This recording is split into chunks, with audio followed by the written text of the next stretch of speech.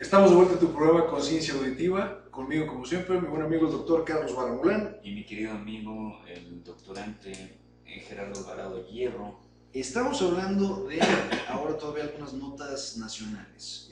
Todavía nos queda que la última clasificación que hace la OCDE dice que los trabajadores mexicanos son los que más trabajan, los que menor salario tienen de las 34 naciones que integran la OCDE. Y que en el país, en promedio, se labora 70 horas a la semana por un sueldo del 35% de lo que se ganaría en Estados Unidos por el mismo tiempo de trabajo. Que los salarios mínimos son los más bajos y con los impuestos más altos y que por lo tanto nos empujan a la actividad informal. Y yo lo que preguntaría también, que no se dijo en este dato, es que si esto es correlacionable al grado de productividad. O sea, si hay esta productividad, porque si la productividad es bastante alta y es competitiva a nivel de otros países de la misma orden, el grado de explotación es mayor. Y entonces ahí tendremos que pensar en dos condiciones. Primero es, ¿qué es lo que favorece o posibilita que haya competitividad?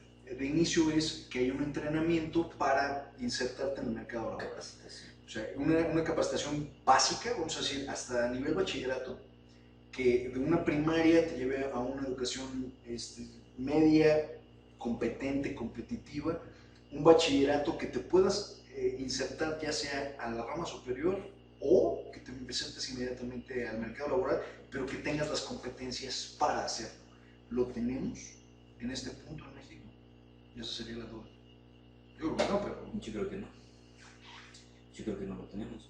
Tan no lo tenemos a nivel educativo que el problema viene a ser el mismo en la evaluación docente, por ejemplo, que se tiene que practicar en Michoacán, en Oaxaca, Chiapas. Ya da jaqueca, ¿no? Lo de la evaluación docente. Esta semana vimos que los profesores de la Coordinadora Nacional de Trabajadores de la Educación raparon a quien se atrevió a ir a presentar el examen.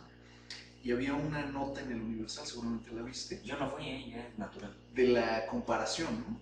Aparecía la comparación con los nazis en 1943-44 rapando gente en la calle. Y después la nota de estas personas, igual en casi la misma posición, rapando a los profesores. ¿Y qué te dice de la comparación? La intolerancia, la ignorancia, la violencia. Claro, la violencia. El símbolo es que es la negación del ser, la negación de un ser humano, al raparlo, quitarle identidad, quitarle empoderamiento, que le estás quitando todo. Claro, no, el mensaje fue claro, ¿no?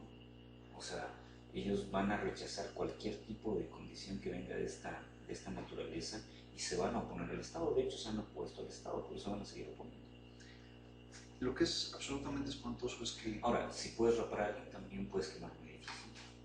También puedes quemar un vehículo, puedes atacar a algo, ¿no? Que ya hemos visto golpizas, hemos visto enfrentamientos. Algunos de los testigos que fueron rapados decían que ellos estaban debatiendo si les prendían fuego o no. Y alguien de la dirigencia los detuvo, pero querían llevárselos a quién sabe qué pueblo y prenderles fuego. Esto en Oaxaca. Complicado. Muy complicado.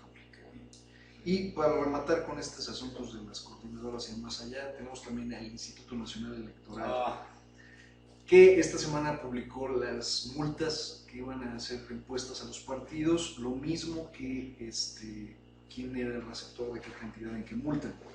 Se multó con 313.3 millones de pesos a 10 partidos políticos, de los cuales 130 millones de pesos se van de multa exclusivamente para el Verde Ecologista.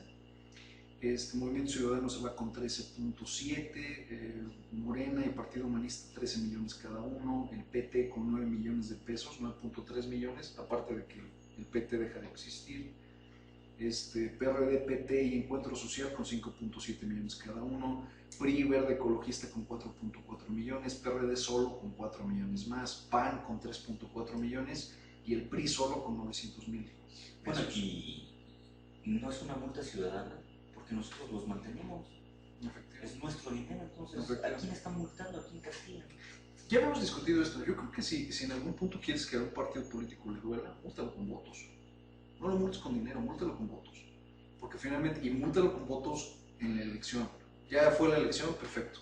¿Cuántos votos tuviste? Ahí vamos, si no le vas a quitar el registro, porque parece que esto de quitarle el registro se ha vuelto como impensable, cacería de brujas. Quítaselo parcial, o sea, no lo dejes completo. 3 años está suspendido. Quedas 3 años suspendido. No hay presupuesto ni puedes postular ningún candidato. En 3 años volvemos a platicar. ¿Me parece mejor? Bueno, a lo mejor es mala, no lo sugerimos, a lo mejor es mala propuesta porque aumentaría la delincuencia organizada. De repente tendrías a la dirigencia del partido dirigiendo un círculo criminal. Eso es vaya, estamos ante una situación que es ciertamente complicada. Estamos en una crisis de partidos políticos. La institución en México que es más ampliamente desprestigiada y desconfiada por parte de los mexicanos son los partidos políticos.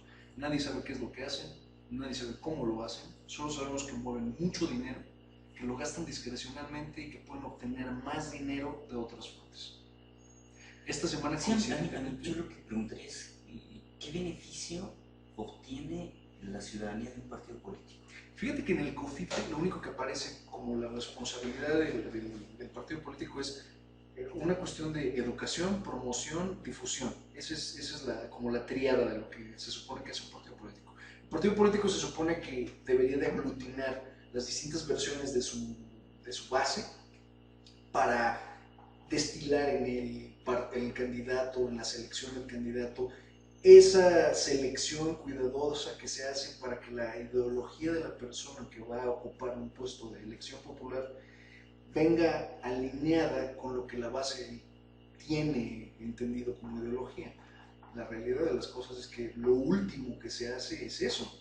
Oye, y en este trazo de ideas geniales, ¿no habría la posibilidad de que para que tú fueras partido político, así como cuando cometes un crimen que te dice un juez, tantas horas de labor comunitaria, aquí hicieron exactamente lo mismo? O sea, semanalmente todos los partidos políticos, su base militante tiene que entregar en pintar una escuela, refaccionar un dispensario, no sé, o sea, hacer N cantidad de cosas, claro, dirigidas con la gente que sí sepa, ¿no? Para que no cometer errores, ¿no? Pero a lo mejor barrer una calle, ¿no sería bonito? A lo mejor podría ser hacer del civismo una muestra de civilización y urbanidad en todas las partes que se pueda urbanizar, en donde no ordeñar vacas, ¿no? Bueno, incluso todavía más allá, yo te diría, destinar un porcentaje de su presupuesto a los sectores que tienen a su mando. Si tú ganaste en el distrito número 34 y con un presidente municipal, ese distrito queda protegido por ese partido y el partido tiene que destinar tanto dinero en cooperación con el presidente municipal para una obra, y es la obra del partido y del presidente. Pero entonces se ve como propaganda política. Propagandístico, sí. También es un peligro. O sea, bueno, no sé qué va a pasar. Es un tema muy álgido. Es escabroso y llega un momento en que las reticencias y las resistencias de los mismos partidos, o sea, terminan haciendo tropelías. Tanto que, bueno, si peligra la partidocracia en México, pues empezamos a ver el diseño de la ley antibronco. La ley antibronco empieza primero con la CONAGO se reúne. Que ya caló hondo el asunto. Ya fue una situación que se pretende pensar, porque recordemos que en 2016 12 gobernadores van a salir del cargo y se van a renovar 12 gobernaturas nacionales. Y puede pasar que hayan 12 propuestas independientes. Los Duarte, tanto Javier Duarte de Veracruz como César Duarte de Chihuahua, ya empezaron a hacer ajustes políticos en sus propios congresos para ponerle candados a los candidatos independientes y que sea posible llegar, pero con tantos requisitos que sea muy difícil llegar. Entonces, en ese sentido, también empiezan a jugar a esto Jorge Herrera Caldera de Durango y Mario López Valdés de Sinaloa. Maloba. Ya son 4 finalmente gobernadores aplicando reformas importantes para prevenir y que no haya un bronco en otro estado de la República. Sí, que creo que de todas maneras, con todo y esto, bueno, cuando vemos que los gobernadores hacen lo que hace este personaje FEMAT, desaparecen poco más de 400 millones de pesos. Después de hacer una auditoría de la alta auditoría fiscal de la Federación, le encuentran que solo desaparecieron 7 millones y le ponen 3 millones de de multa, por así decirlo, o de fianza, para que el tipo salga. O sea, dices, bueno, después de ver esto, tenemos al exgobernador de Chiapas, Granillo, no, el de Tabasco, Granillo. Andrés Granillo. Andrés Granillo. Andrés Granillo, que también está bien, y ahí está sometido a juicio. ¿Tú crees que pise la cárcel? Yo creo que no. Yo creo que no.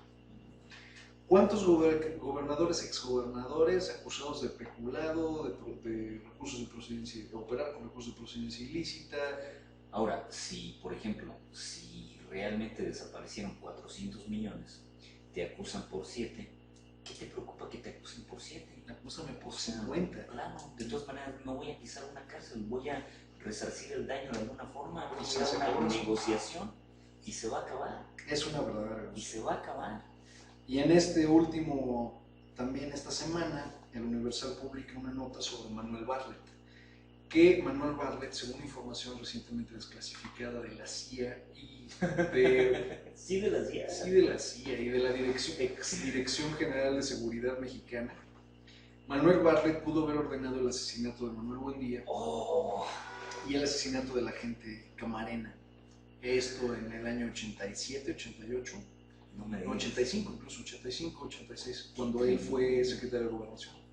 Fue icónico evidentemente lo de Camarena, pero lo de Manuel Buendía, porque era un periodista que se tachaba en época de que yo era estudiante de ser evidentemente una de las voces más concienzudas dentro de la palestra política, ¿no?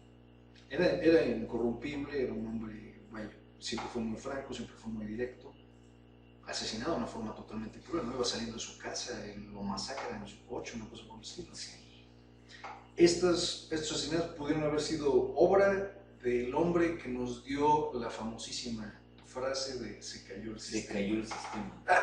Una cosa verdaderamente grosera. Y lo más incongruente del caso es que después pasa a formar parte de un frente de izquierda. O sea, yo no entiendo nada. Porque Bartlett fue donde se rompió la cadena, ¿no? Fue el primer secretario de Gobernación que no va a ocupar la presidencia. Y no le tiene que haber gustado mucho. Yo creo que lo dejó absolutamente destrozado, ¿no? Finalmente de la Madrid no lo elige, lo limita en el último minuto y tienes a un Carlos Salinas de Gortari que fue el que quedó. Es interesante esa nota. Yo creo que esta nota va a morir aquí, pero de todas maneras va a ser interesante verlo. Y al mismo tiempo tenemos una nota triste, se va Omar Sharif, uno de los grandes actores de su generación, recordado por supuesto por Lawrence de Arabia, el Doctor Zhivago, pero también por películas más comunes. Por ejemplo, hay una película de Hallmark que se llama de Los viajes de Gulliver, donde él hace del gran historiador. Ya. Él también hace una película con Viggo Mortensen que se llama Hidalgo, en la que él es el sheik árabe y todo lo demás. Tenía mucho. Bueno, era egipcio, tiene una impugnación importante en Hollywood, y no solo en Hollywood, sino también a nivel del mundo árabe, del mundo islámico, porque llega a ser una película con Barbara Streisand, y Bárbara es judía. O sea, Pretty Girl, Funny Girl. Y ahí la cuestión es que pues él debe haber tenido una inspiración musulmana, ¿no? Lo que tú me decías del nombre del Sharif, ¿no? Y tiene un amorío con Bárbara, y parece que un amorío bastante intenso. Claro, bastante intenso. Y en aquella época, si hoy puede ser a lo mejor impugnado por el mundo musulmán y el mundo judío, en aquella época fue mayor todavía el asunto, ¿no? Ahora,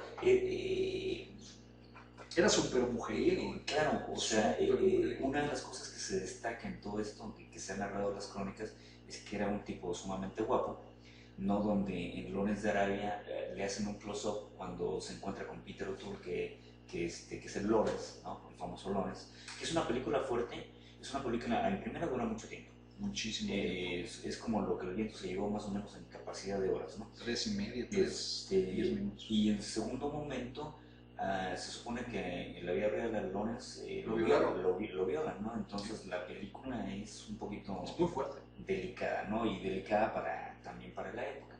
Entonces, a él le hacen, cuando se encuentra con Lawrence, se baja, viene en un camello, se baja y hace un close-up donde se quita esta como especie de burka que usarían las mujeres, ¿no? Se quita y muestra la cara. y dicen que Europa, que las viejas en Europa se caen en ese momento, ¿no? O sea, porque rompía los arquetipos también de la masculinidad, ¿no? Entonces, muchas cosas están ahí presentes. Yo te comentaba que fuera de cámara, que yo lo vi en Sisi, una película precisamente monárquica, en donde yo la vi la película, yo me recuerdo de Sharif, pero me recuerdo más por Romy Schneider, que es la actriz. Anduvo con Romy Schneider. Eso sí no lo sé. Sí, anduvo con Romy Schneider. Ahí. Oye, ¿sabes con quién hace Doctor Zhivago? Con Geraldine. Es Geraldine Chaplin. Es Geraldine Chaplin. Lo que me pasa por la mente es que no es, claro, que no es la Geraldine que después, que a posteriori yo he visto, no. Lo que pasa es que Geraldine tiene muchas facetas. Hay 2 o 3 películas donde ella está de rubia. Precisamente en Zhivago está de rubia. No lo ubicaría. No, si no me lo dices, no lo ubicaría. No, yo tampoco, sí, porque yo no retenía mucho lo de... Lawrence de Arabia la vi bien, pero Doctor Zhivago no. Entonces no lo retengo mucho, ¿no? Pero sí, cuando leí la crónica que era Geraldine, dije, ¿cómo? Qué interesante, eso no me lo sabía. Pero finalmente se fue. Se fue y, bueno, también se fue... mal, ¿no? Porque ya tenía Alzheimer ya avanzado. Pero parece que le da un infarto, ¿no? No lo mata el Alzheimer, pero una lástima. Como tú decías, algo era un jugador también. O sea, le gustaba el bridge. Sí. El bridge era un experto, parece un nacido jugador de bridge. Y declinó la carrera, o sea, fue climático y declinó la carrera. Y cuando declinó la carrera también se fue alejando un poco. ¿Sabes? Creo que le pasó lo mismo que le va a pasar a Sean Connery, que ahorita Sean Connery ya no lo ves en películas.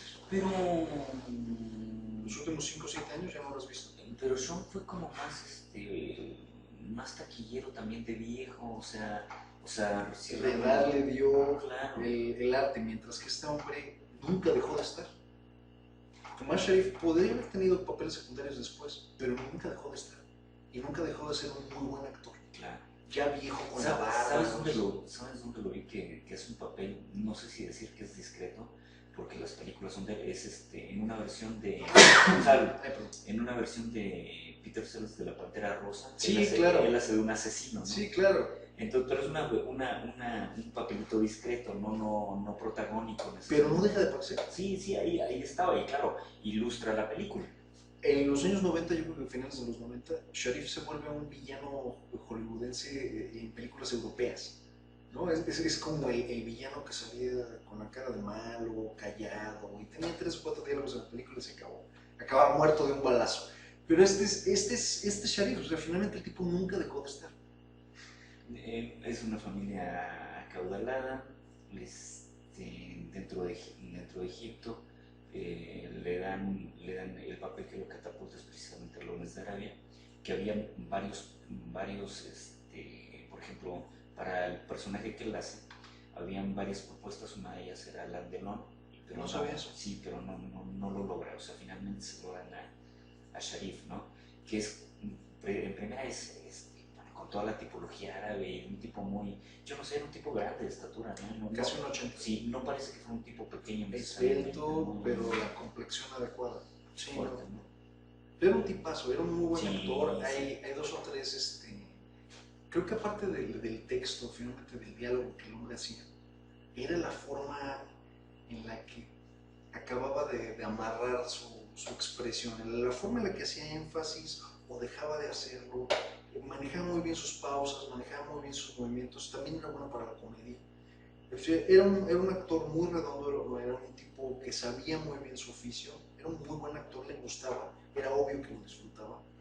Y finalmente, pues, uno de los grandes. Sí, bueno, y muere en el hospital del Cairo, concretamente, o sea, muere en Egipto, no muere en otro lado, ¿no? O sea, finalmente se queda en su tierra, ¿no? Bueno, hablando de otras notas... Antes de pasar, ¿le habrá sido difícil? ¿Qué? Por entrar al cine anglosajón, por no ser precisamente, sí, claro, por no ser blanco en primera. El otro día veía cuando estábamos hablando de Saludowski, veía una entrevista de Rob Saludowski con Anthony Quinn. Ah, muy bueno. Y Anthony Quinn, sabemos, era Antonio Reina, era mexicano.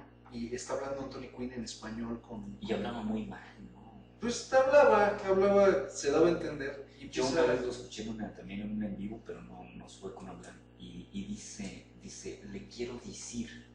No dice le quiero decir. Anthony Quinn, por decir algo, hizo tantas películas en Italia que enredó una cantidad impresionante de palabras. Entonces habla entre italiano, español, portugués. Sí, de repente enreda también el portugués. Sí, tú nunca viste, porque o sea, yo a Anthony le vi infinidad de películas, pero yo me quedo, o sea, esta le gustaba a mi mamá, por cierto, yo me quedo con Sorba de Diego, y que esa película la hace con un gringo que es Alan Bates, y es la historia de una especie de pueblo de pescadores, donde hay una moral muy rígida, y la vida de una mujer, ¿no? Pero el personaje es, y baila precisamente una de las canciones icónicas de los griegos, se acuerdan, y puta, es genial, es espectacular. Anthony era espectacular. Entonces, Giuseppe Tornatore pensó en él para el papel de Alfredo en Cinema Paradiso. Sí. Dice que toda la construcción del personaje fue en torno a él. O sea, un Anthony Quinn viejo. Claro, fue casi la época en la que Anthony Quinn muere. Creo que ese tipo de actores siempre encuentran un nicho como villano o como etc. Anthony Quinn, la cantidad de películas que hizo, las hizo porque cuando Hollywood no necesitaba a alguien que se pareciera a un latino o que no pareciera a un italiano o un europeo, Hollywood no lo ocupaba. Entonces el tipo se fue a hacer lo que le llamaron los spaghetti westerns a Italia. También estas películas épicas que tenían que ver con el tipo de los romanos, exacto. Lo vi en alguna de Gladiador. Pero tipificado siempre como claro, ese... y era un tipo fuerte. Sí. O sea, Anthony y alto. Claro, un tipo fuerte físicamente. Creo que también por ahí está, digo, si alguien me corrige, por favor. En esto creo que se casó con la hija de Cecil B. DeMille. ¿En serio? Claro, que era un gran productor. Sí, entonces, Anthony también esto le cuaja, ¿no? Que es a mente que fue un gran actor, ¿no? Una de las frases más trilladas de Hollywood fue: estoy lista para mi close-up, señor DeMille. Es el famosísimo, ¿no? Pero bueno, este tipo de actores que tuvo que romper barreras. También yo diría que fue de otro tipo porque era enteramente anglo, pero Peter O'Toole también fue un actor muy importante de esa camada de actores. Muy complicado, Peter O'Toole.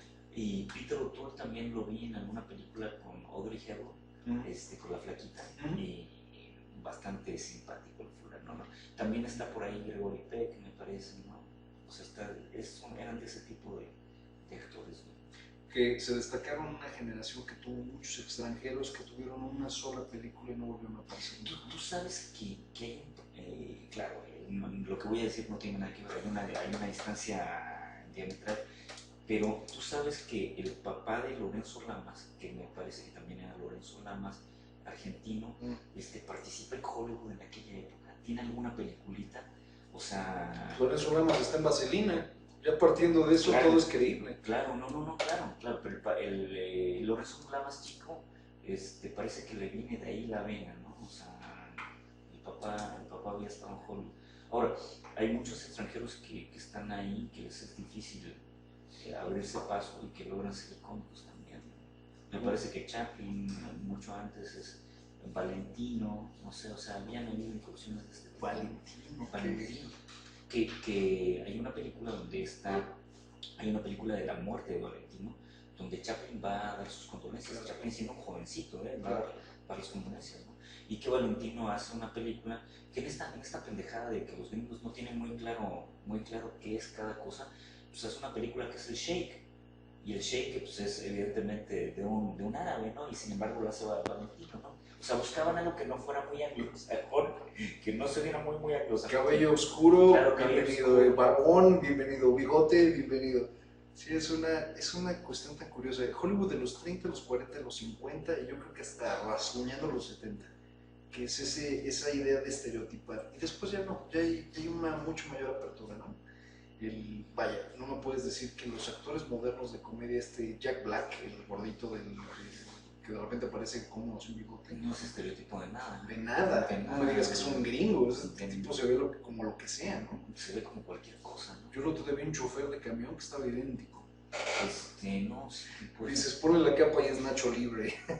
Es Nacho Libre, claro. De ahí han venido incursiones, por ejemplo, me parece interesante, claro, es una mierda como actor, con todo respeto. Me parece que Van Damme se logra colar también en el cine gringo. Tengo un dato chistoso de Van Damme, un dato así totalmente irónico. ¿Viste que tiene como un huevo de acá? Y no sé si le dieron de toda la vida. Un madrazo. No, es forma de cráneo. Pero no era, de joven no lo tenía, o sí lo tenía. Ya es forma de cráneo, ya la tiene. Es como al menos no le fue al revés y tuvo que... Había un abogado, se me olvida el nombre, que tenía. Sí. Les voy a contar anécdota ripiosa. Yo cuando estaba en la prepa tenía dos amigos que tenían en el plexo solar.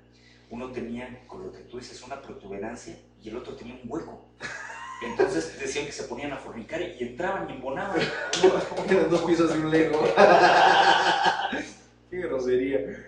Yo me quedo con el caso de Van Damme, por ejemplo. ¿Sabías que Van Damme era el que iba a ser el actor que personificara Terminator? Pues puede ser, pero era más chaparrito, ¿no? Súper chiquitito. Que este querido amigo racista, que debe ser amigo hermano de Donald Trump, que es Schwarzenegger. Deben ser Cuando se hizo la película de Terminator, creo que es en el 85, una cosa así. Que se hizo en la jungla de Chiapas y más allá. Oye, ¿quién era la mujer que hacía? ¿Tú te acuerdas? Sí, claro, esta... Que después hizo una serie y después desapareció. Del leoncito Y desapareció. Era colombiana, ¿no? No. ¿O era panameña? No, era gringa, ¿no? La que sale... La primera película de Terminator. La güera que sale... No la güera, ¿Quién es ese? En la película del Depredador, perdón. La película del Depredador. Bueno, Depredador iba a ser ahí sale la María Conchita Alonso. María Conchita Alonso. Que ha desaparecido. Y yo la vi en la Casa de los Espíritus, un desnudo, y... Había talento. Van Damme iba a ser entonces de Depredador. Sí, bueno. Tenía todos los prostéticos y todo puesto, pero no le gustó al director que en las escenas, Van Damme era totalmente desconocido, no le gustó en las escenas que a Van Damme, después de ponerle todos los prostéticos, se veía de este tamaño contra Arnold del otro tamaño. Entonces finalmente contrataron a este chico de color, que medía 2'5" o 2'7", y ese chavo inventó los movimientos del Depredador, él los inventa. Él era actor de monstruos y él hace toda su carrera a partir de ponerse el traje de un monstruo distinto. Digo, ahora, extraordinario. A mí, yo siento, salvo que tú me digas lo contrario, me parece que son lo mismo, solamente que el otro es éxito en taquilla. A mí Schwarzenegger me parece una mierda de actor, o sea, me parece alguien que no es un actor, me parece que es un físico constructivista que pega, ¿no? Con su papá había pertenecido al ejército nazi, es un migrante. Su abuelo también. Es un migrante que no quiere a los latinos, evidentemente, o sea, no me parece, digo. Y sin embargo se casa con una mujer que se llama María. Y que parece que es Kennedy. Que tiene algo que ver con los Kennedy. Y ahora le apareció un hijo por ahí, también un hijo con una sirvienta. No quiere a los latinos, pero se tiene una sirvienta latina, ¿no? No le hizo feo. La primera película en la que le aparece Schwarzenegger es por aquí del 79. Era una película que no tenía nada que ver con él, pero había un tipo de semidios que aparecía en una carroza tirado de 4 caballos en una especie como de taparrabo o calzón de manta. Ese era Schwarzenegger, ponchadérrimo. Así surgió Schwarzenegger. Todavía ni siquiera hablaba inglés. La película de Terminator, ¿sabes por qué fue el Terminator? Porque el tipo no hablaba 3 palabras en inglés. Solo lo tenían que dirigir en alemán. Entonces sale con la estupidez de "I'll be back" toda la película. O sea, todas las burlas y esa frase se queda como icónica de la claro, película. el tipo no hablaba inglés. Tiene 3 frases durante toda la película y todo lo demás es el tipo moviéndose. Y el tipo se volvió un clásico. O sea, finalmente no es un mal actor por cómo gesticula o cómo se mueve. Es un mal actor porque no puede hablar el idioma. No, y yo digo, ¿qué otro tipo de papel podría ser? O sea, que fuera un papel... ¿Qué tal gobernador? Importante, el gobernador. Que cuidado, si Schwarzenegger hubiera nacido en Estados Unidos, a lo mejor. ¿Quién sabe? Es un tipo que se manejó extraordinariamente bien durante los 8 años que tuvo en California. 8 años echó de gobernador. Y es ad hoc. Perfecto, un actor dirigiendo a la meca del cine. Pues, no ha sido lejano, recordemos otro. A ver, así como dije que el papá de Lorenzo Lamas era un segundo, pues también lo era Reagan, ¿no? O sea, Reagan era un actor. Reagan fue un segundo, no fue de los primarios, ¿no? Y el oficio. Y después le dieron un Oscar, así como homenaje, no sé. ¿A Reagan? Sí, Sí, claro. No, increíble. Ya Reagan ya no procesaba muy bien, No, pero sí, claro. Reagan finalmente se le atribuye la caída del muro cuando Reagan tuvo poco o nada que ver con la caída del muro. La caída del muro no tuvo nada que ver ni con Estados Unidos. Lo que me parece ahí es que en época de Reagan era extremadamente violento. O sea, era un tipo que extremadamente anticomunista y era muy beligerante, ¿no? Tú le preguntas a un gringo promedio ahorita y se va a acordar de Schwarzenegger como alguien que les acomodó la crisis del agua que tenía California, siendo que Schwarzenegger no tuvo nada que ver con la represa que se construyó. Y tú le preguntas a un gringo promedio de Reagan y te va a decir que Reagan terminó con la Guerra Fría. Porque esa es la mentira que ellos mismos han contado. Adiós perestroika. Adiós perestroika gracias a él. Y vaya, un poco adentrado en la historia mundial, no es cierto, ninguno de los dos. A mí me llama la atención, pero cuando invaden Granada, la famosa Grenada, por ahí Reagan dice, arguyendo una especie de broma, dice, ya lo hicimos con Grenada, ahora vamos con Cuba. Y todavía estaba Fidel, y Fidel estaba en buen momento, o sea, no estaba como estaba. Grenada no es Cuba. Claro, y Fidel dice, seguramente, dice, los Estados Unidos nos podrán invadir, dice, pero asegúrense de traer muchas bolsas negras. Y no le hizo gracia a Reagan, como diciendo, sí van a poder entrar, pero cuando salgan van a salir en bolsas negras. Y sí, o sea, una población que está preparada militarmente, claro, con un ejército también hay que decirlo, a lo mejor yo no sé si todavía los MiG-28 vuelan, si ya no vuelan, si están averiados, ¿no? Pero en ese momento podía haber dado una batalla. Yo vi un Buick 48 que se mantenía gracias al sol, la sombra y buenos deseos. Yo te puedo decir, ese MiG-28 a lo mejor vuela gracias al destilado de coco, pero de que vuela, vuela.